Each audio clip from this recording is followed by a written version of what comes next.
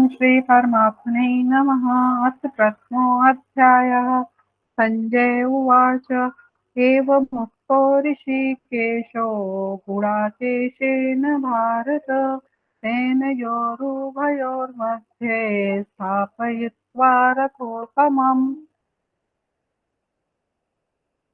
भीष्मद्रोण प्रमुक्ताहे सर्वेषां च महीक्षिताम् उवाच पार्थ पश्यैतान् संवेकान् कुरूनिति।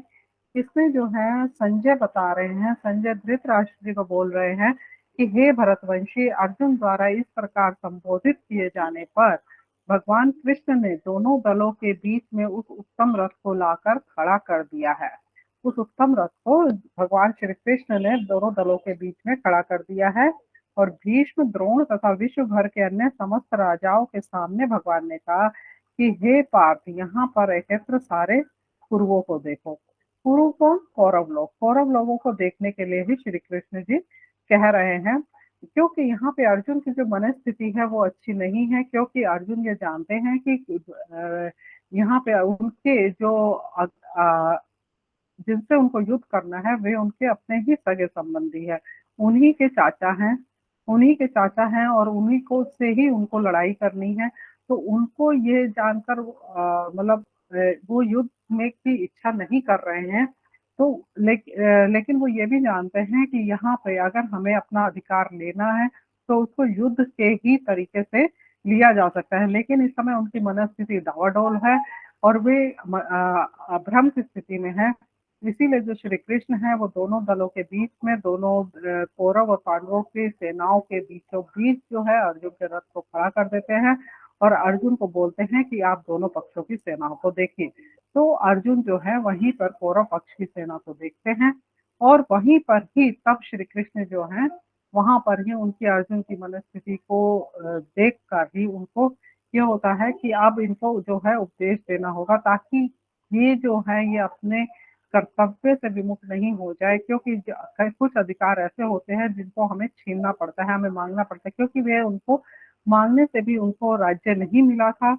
उन्होंने इसके लिए वनवास भी झेला था, जिसके बावजूद भी जो कौरव है, दुर्योधन है, वो उनको राज्य नहीं देना चाह रहे थे। राज्य का आधा हिस्सा भी उनको देना नहीं चाहा था। पूरा राज्य उन लोगों ने, पांडवों ने नहीं मांगा था, केवल आधा राज्य मांगा था, जिसको भी देने के लिए जो है दुर्योधन है उन्होंने मना कर दिया था।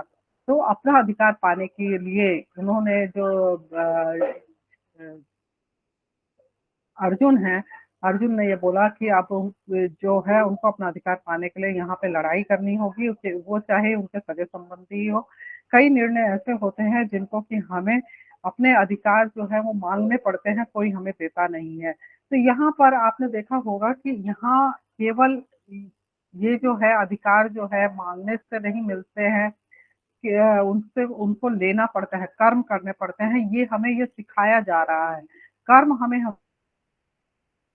देखा होगा कि जब रामायण के समय में भी जो राम भगवान थे, राम भगवान तो स्वयं भगवान विष्णु के अवतार हैं, ऐसे ही श्री कृष्ण भी हैं, वो भगवान विष्णु के अवतार हैं। अगर वे चाहे, अगर श्री कृष्ण चाहें तो वो केवल अपना एक हाथ भी उठाएंगे तो भी कौरवों का विनाश हो जाएगा, लेकिन उन्होंने ऐसा नहीं किया। उन्होंने अर्जुन को कर्म करने के लिए बोला। उन्होंने कर्म कर, क्योंकि ये वो मानव जाति को सिखाना चाहते हैं कि कोई भी चीज, अगर आपको कोई भी चीज को हासिल करना है उसके लिए कर्म करना पड़ेगा। तो ये ठीक है कि हमें किस प्रकार से, किस तरीके से हमें अपने जीवन में ये जो अमूल्य जो सीख है, हमें जो गीता की सीख है, ये किस तरीके से इसको अपनाया जा सकता है।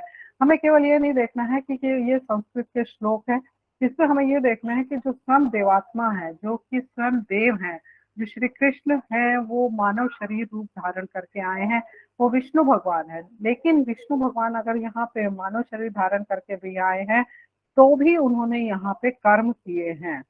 उन्होंने उन कर्म को करने के लिए, मतलब उन्होंने सब कार्य किए हैं। उन्होंने केवल कोई दैवी शक्ति, केवल अपने दिव्य अस्त्र चलाकर ही अपना जीवन यापन नहीं किया है।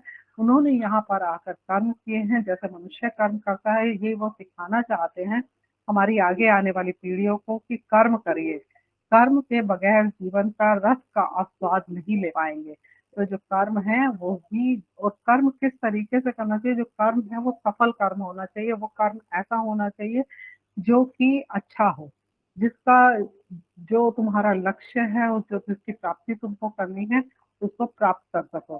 कुछ कर्म ऐसे होते हैं जो कि कुकर्म बोला जाता है, और कुछ कर्मों को बोला जाता है सुकर्म।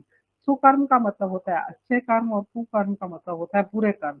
तो भगवान जब भी, अगर किसी से भी, अगर आपने भगवान से कुछ भी चाहने की इच्छा करनी है, तो सबसे पहली बात यह है कि जो हमारे कर्म है वह सुकर्म होने चाहिए, कुकर्म नहीं होने चाहिए, किसी का बिना ऐसे वैसे विचार अपने दिल में नहीं लाने चाहिए। तो ये जो है, यहाँ से हमें बहुत सारी सीख मिलती है। तो ये जो सीख है ये सब श्री कृष्ण जी ने ही जो है अर्जुन को दी है यहाँ पे। तो ये हमें यहाँ पे उनसे बहुत कुछ सीखने को भी मिला है।